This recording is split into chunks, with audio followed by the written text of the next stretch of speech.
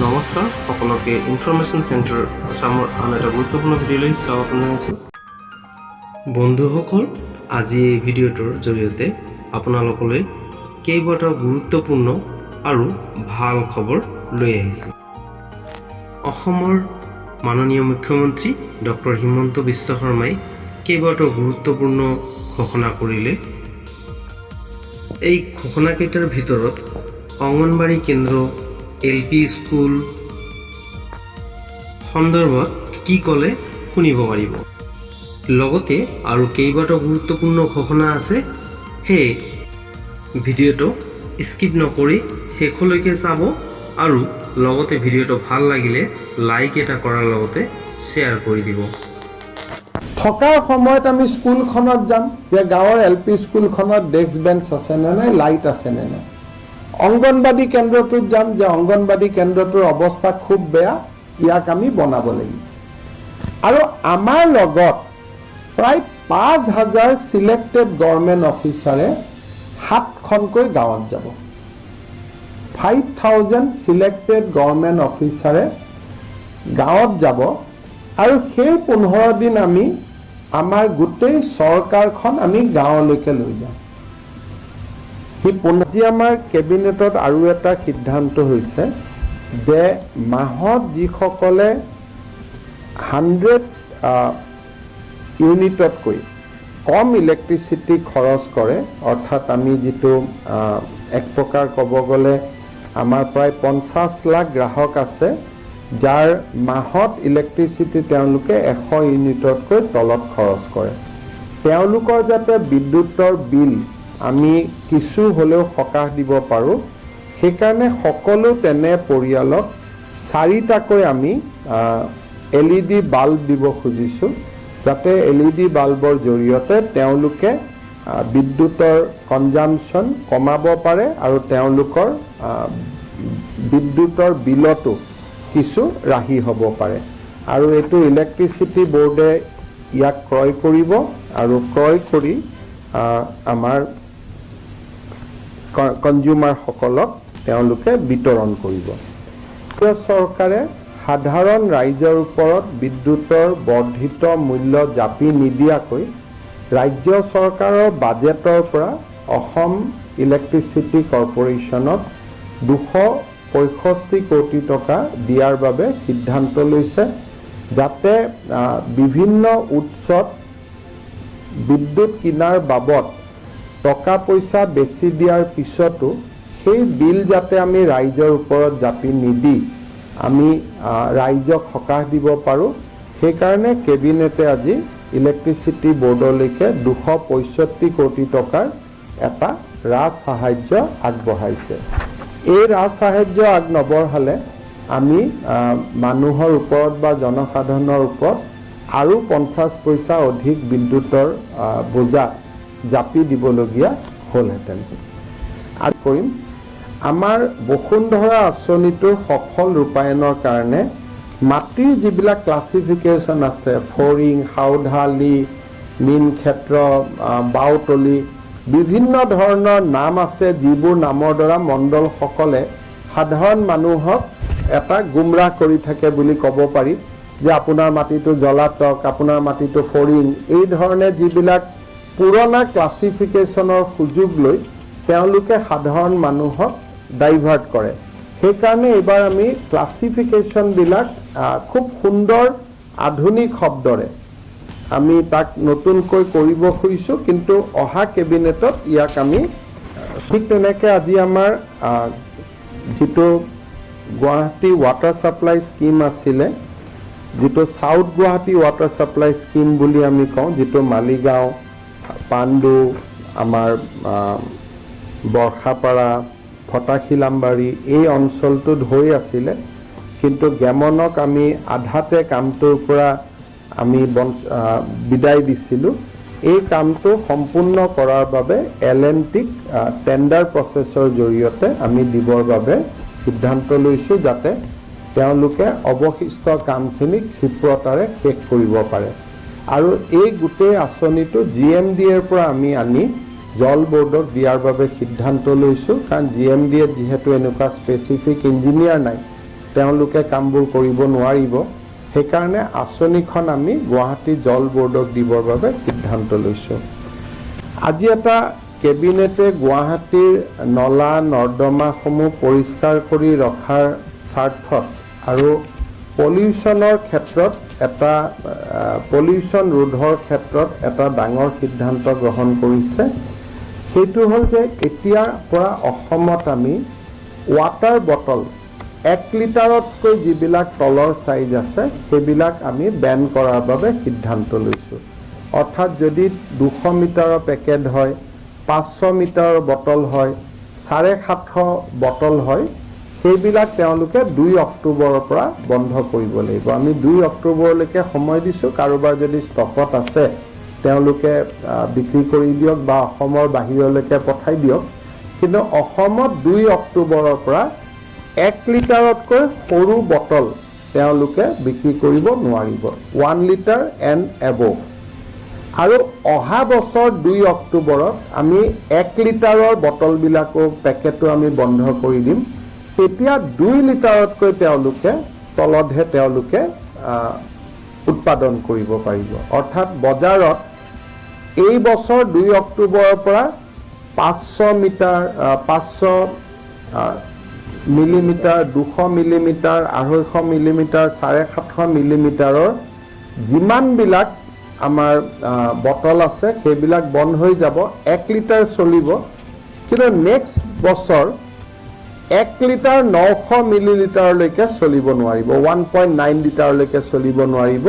বটলবিলাক 2 লিটাৰৰ হ'ব লাগিব। আমি ভাবোঁ যে আমাৰ এই আঁচনিটোৱে বা এই সিদ্ধান্তটোৱে আমাৰ ছিংগল ইউজ প্লাষ্টিকৰ ক্ষেত্ৰত ইউজৰ ক্ষেত্ৰত এটা বাধা নিষেধ লাহে লাহে আনাৰ বাবে আমি যি চিন্তা কৰিছিলোঁ সেইখিনি আমি কাৰ্যকৰীকৰণ কৰিব পাৰোঁ, চূড়ান্ত ৰূপ দিম। আজি আমাৰ কেবিনেটে BPRৰ বাবে 400 কোটি টকাৰ মঞ্জুৰি দিয়ে আৰু আমাৰ একেধৰণে আমাৰ অমৃত সৰোবৰ আঁচনিখন সমাপ্ত কৰিবৰ কাৰণেও 250 কোটি টকাৰ অনুমোদন দিয়ে।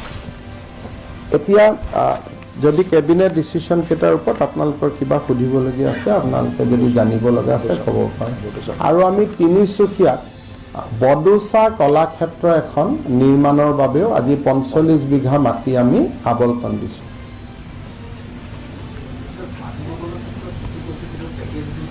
পেকেজ বা বটল, পেকেজো নহ'ব, বটলো নহ'ব, যি হ'ব 1 লিটাৰ বা 1 লিটাৰৰ ওপৰত হ'ব, তাতকৈ তলৰবিলাক আমি বেন কৰি দিছোঁ।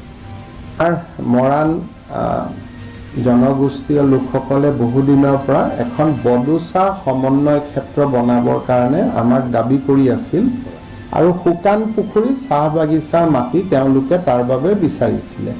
আজি আমি শুকান পুখুৰী চাহ বাগিচাৰ 45 বিঘা মাটি আমি বডোচা কলাক্ষেত্ৰ নিৰ্মাণৰ বাবে আবণ্টন কৰিছোঁ আৰু মৰাণৰ বাবে আমি যি বছৰি 25 কোটি টকাকৈ আমি বিশেষ সহায় কৰি আছোঁ আৰ্থিক পেকেজ, তাৰ পৰাই তেওঁলোকে কামটো আৰম্ভ কৰিব। লাহে লাহে পৰৱৰ্তী পৰ্যায়ত ষ্টেট গভৰ্ণমেণ্টেও সহায় কৰিব। হ'ল যে যোৱা 2014 চনৰ পিছৰ পৰা প্ৰধানমন্ত্ৰী নৰেন্দ্ৰ মোদী ডাঙৰীয়াই কেইবাটাও চৰকাৰী আঁচনি হাতত লৈছে, যাক তেখেতে চেচুৰেশ্যন মডেলত, তাৰমানে 100% যাতে ৰাইজে বেনিফিট পায় তালৈকে লৈ যোৱাৰ বাবে তেওঁলোকে প্ৰধানমন্ত্ৰী ডাঙৰীয়াই প্ৰচেষ্টা কৰিছে। ৰাজ্য চৰকাৰেও বহুকেইখন আঁচনি লৈছে, যাক আমি চেচুৰেশ্যন মডেলত লৈ যাব খুজিছোঁ। যেনে উদাহৰণস্বৰূপে বিধৱা আৰু দিব্যাংগ ব্যক্তি, তেওঁলোকক আমি বিচাৰিছোঁ যে প্ৰত্যেকগৰাকী বিধৱা আৰু দিব্যাংগ ব্যক্তিয়ে অৰুণোদয় আঁচনি লাভ কৰক। এতিয়া আমি বিচাৰিছোঁ যে আমাৰ অসমৰ প্ৰত্যেকজন গাঁৱত বাস কৰা দুখীয়া মানুহে যাৰ উপাৰ্জন বছৰি 4 লাখ টকাতকৈ কম, তেওঁলোকে একোখনকৈ ৰেচন কাৰ্ড লাভ কৰক, যাতে তেওঁলোকে বিনামূলীয়া চাউল পাব পাৰে। তৃতীয়তে আমি বিচাৰিছোঁ যে আমাৰ ৰেচন কাৰ্ড থকা প্ৰত্যেকজন ব্যক্তিয়ে এখন কাৰ্ড পাওক, যাৰ পৰা নেকি তেওঁলোকে 5 লাখ টকালৈকে মেডিকেল সাহায্য বিনামূলীয়াকৈ ল'ব পাৰে। তাৰ পিছত আমি বিচাৰিছোঁ যে আমাৰ প্ৰত্যেকজন ব্যক্তি, এক প্ৰকাৰ ক'বলৈ গ'লে প্ৰত্যেকজন কৃষকে প্ৰধানমন্ত্ৰী কৃষক সন্মান নিধি আঁচনি পাওক, যাতে বছৰত তেওঁ 6,000 টকা বেংক একাউণ্টত পাব পাৰে। এনেকৈ আমাৰ চৰকাৰৰ প্ৰায় 15টা আঁচনি আছে, যাক আমি সকলোকে দিব পাৰোঁ, যে ইয়াত এজন দুজনো বাদ পৰিব নালাগে।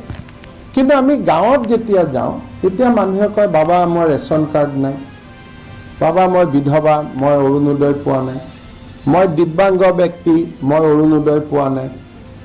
কিছুমানে কয় যে মই কৃষক সন্মান নিধি পাই আছিলোঁ, এতিয়া বন্ধ হৈ গ'ল।